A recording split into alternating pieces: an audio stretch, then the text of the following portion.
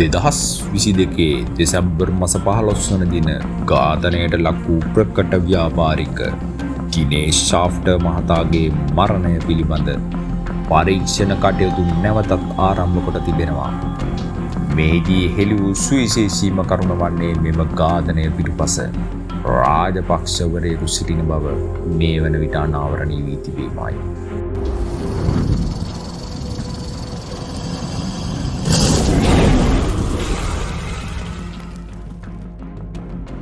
කාලයක් තිස්සේ යටගසා තිබූ ප්‍රකට ව්‍යාපාරික දිනේෂ් ශාෆ්ටර් මහතාගේ මරණයට අදාළ ලිපිගොනුව මේ වන විට නැවතත් උඩට පැමිණ තිබීම නිසා රාජපක්ෂවරුන් දැඩි ලෙස කලබලයට පත්වී සිටින බව වාර්තා වනවා.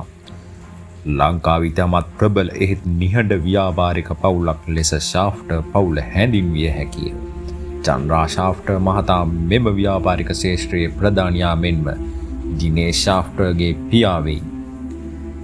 රනිල් වික්‍රමසිංහ සමග පවා සමීප සබඳතා පැවැත්වූ මෙම පවුලේ ප්‍රධානතම ව්‍යාපාරික ශේෂ්ත්‍රයක් වූයේ විවිධ ව්‍යාපාරික ව්‍යාපෘති සඳහා මූල්‍ය ආයෝජනය සැපීමයි.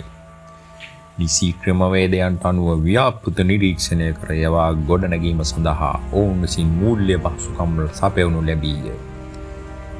මෙම ව්‍යාපාරික කටයුතු අතර දිනේෂ් ශාෆ්ටර් මහතා විසින් රාජපක්ෂ පවුලේ සමාජිකයන්ට විශාල මුදල් ප්‍රමාණයක් ලබා දී ඇති අතර ඊට අදාළ කොමිස් මුදල් සම්බන්ධයෙන් ගනුදෙනු සිදු වී ඇත. මෙම මූල්‍ය ගනුදෙනුවලදී අතරමැදියෙකු හෙවත් තැරව්කරුවෙකු ලෙස කටයුතු කර ඇත්තේ ලංකාවේ ප්‍රසිද්ධ ක්‍රිකට් විචාරකයෙකු වන බ්‍රයන් නැමැති පුද්ගලයාය. ඔහු හරහා දිනේෂ් ශාෆ්ටර් හා රාජපක්ෂවරුන් අතර විවිධ අවස්ථාවලදී මුදල් හුවමාරු වී තිබේ. කාලයත් සමග මෙම මුදල් හා කොමිස් ප්‍රතිශතයන් සම්බන්ධයෙන් දිනේෂ් ශාෆ්ටර් හා රාජපක්ෂවරුන් අතර බරපතල ආරවුලක් හා හිත් අමනාපකමක් හටගෙන ඇත. මෙම මූල්‍ය අර්බුදය නිරාකරණය කර ගැනීම සඳහා සාකච්ඡා කිරීමට පැමිණෙන ලෙස අතරමැදියා වූ බ්‍රයන් විසින් දිනේෂ් ශාෆ්ටර්ට දුරකථනයෙන් දැනුම් දී තිබේ. මෙම දුරකථන කුළුණු වාර්තා හා පර්යවේක්ෂණීය සාක්ෂි සියල්ල මේ වන විට විමර්ශන නිලධාරීන් සතුව පවතින බව අනාවරණය වේ. දිනේෂ් ශාෆ්ටර් මහතාගේ අවිරහස් මරණය සිදු වූ දිනේ ඔහුට ලැබුණු කැඳවීම හා බොරැල්ල කනත්ත තුළ සිදු වූ දෑ පිළිබඳව තොරතුරු රැසක් අනාවරණය වී ඇත. රාජපක්ෂවරුන් සමග පැවති මුදල් ආරවුල විසඳා ගැනීම සඳහා සාකච්ඡාවට එන ලෙස 2022 දෙසැම්බර් 12 වනදා දිනේෂ් ශාෆ්ටර් මහතාට දැනුම් දීමක් ලැබී ඇත. ඔහුට උපදෙස් ලැබී තිබුණේ නිවසින් පිටත්ව පැමිණෙන අතරතුර පේස්ට්‍රි ෂොප් එකකින් කෑම වර්ග කිහිපයක්ද මිලදීගෙන පැමිණෙන ලෙසයි.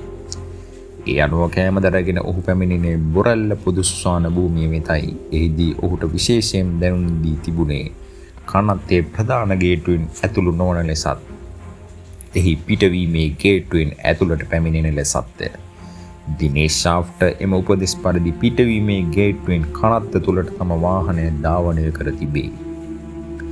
මෙම අපරාධයේ සිදු වූ ස්ථානය පිළිබඳ මුලින්ම පොලිස් පරීක්ෂණ පැවැත්වූ බොරැල්ල අපරාධ අංශයේ නිලධාරීන් කනත්ත අවටතේ CCTV පරීක්ෂා කර ඇත.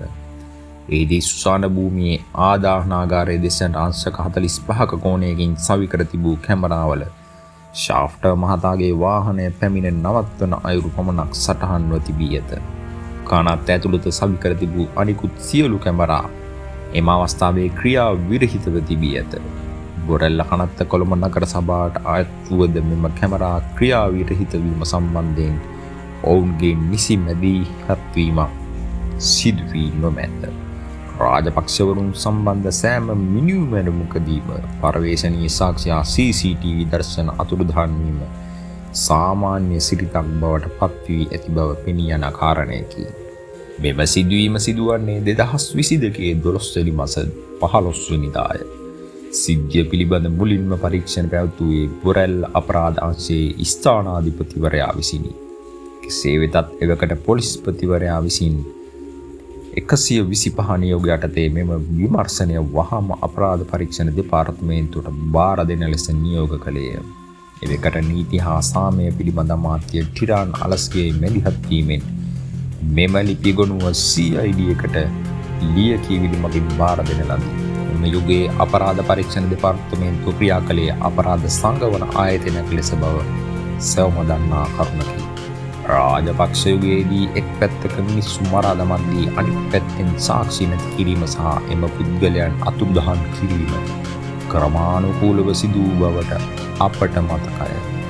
2019 වසරේ පාස්කු පහරෙන් පසු ගෝඨාභය රාජපක්ෂ බලයට පත් වූ අතර 2022 වසරේ රනිල් වික්‍රමසිංහ ජනාධිපති ධූරයට පත් වූ වකවානුවේ චන්ද්‍රා ශාෆ්ට මහතාගේ පුත් දිනේෂ් ශාෆ්ට මෙලෙස ඝාතනයට ලක් විය.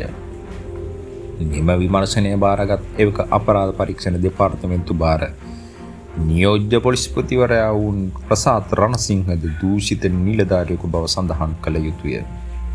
කුඩු සලිදු හා හරක් කටාවැනි මත්ද්‍රව්‍ය ජාවාරම් කරුවන්ගෙන් ඍජුවම උදල් ලබාගත් දූෂිත නිලධාරියෙකු එම නිලධාරියා ශාෆ්ට ඝාතන විමර්ශනය ඔහුට පැවරුණු බව අපට මතකය.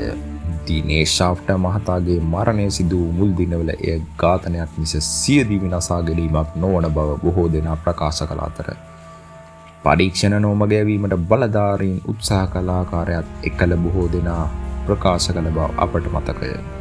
එම මහතා මියගිය 2022 දෙසැම්බර් 15 වනදා මාධ්‍ය මගින් ප්‍රදර්ශනය කළ දර්ශන හා ඡායාරූප පරීක්ෂා කිරීමේදී එය කිසිසේත්ම සියදිවි නසා ගැනීමක් විය නොහැකි බවට බොහෝ දෙනා මත පළ කරන ලදී. කිසිදු විධිමත් පරීක්ෂණකින් තොරව අපරාධය සිදු වූ ස්ථානයේ තිබූ ශාෆ්ට මහතාගේ සිරුර වටා වයර් පටලවා තිබුණේ බෝම්බයක් බැඳගෙන පුද්ගලයෙකුගේ විලාසයකිනි. ඔහුගේ බෙල්ල කළු පාට වයර් එකකින් මෝටර් රථයේ අසුනට තබා තදකර ගැටගසා තිබූ අතර අද්ද ගැටගසා තිබුණි. මෙහි පළමු වෛද්‍ය වාර්තාව මගින් මරණයට හේතුව සියදිවි නසා ගැනීමක් ලෙස දක්වා තිබූ අතර එම වාර්තාව කිසියම් ප්‍රබල පාර්ශවයක වමනාව මතම සකස් කරන ලද අමූලික බොරුවක් බව සඳහන් කළ යුතුය.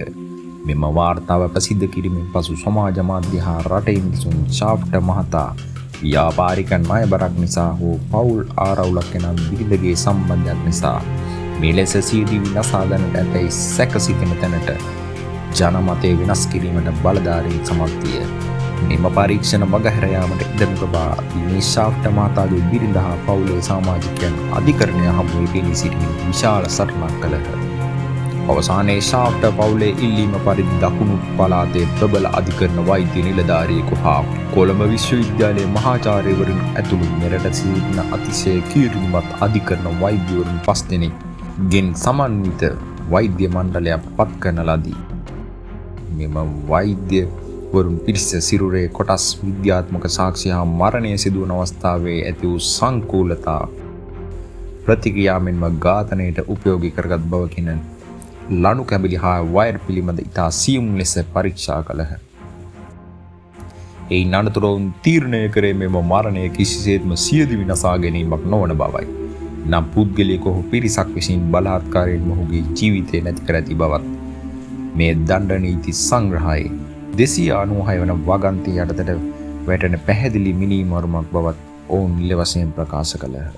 ලංකා ඉතිහාසයේ පළමු වතාවට කොළඹ අධිකරණ වෛද්‍යවරයාගේ වාර්තාව නිෂේධ කරමින් පංචපුද්ගල වෛද්‍ය මණ්ඩලයක් දුන් මෙම ස්ථාවරයත් සමග ශාෆ්ට ඝාතනයේ මිනීමරුමක් බව තහවුරු අතර ඒ පිටුපස රාජපක්ෂ කෙනෙකු සිටින බවට කරුණු හෙළිවිය. මේ වන විට අපරාධ පරීක්ෂණ දෙපාර්තමේන්තුව ඉදිරි පරීක්ෂණ කටයුතු ආරම්භ කර ඇති අතර තීරණාත්මක තොරතුරු රැසක් රටට දැන ගැනීමට ලැබෙනු ඇත.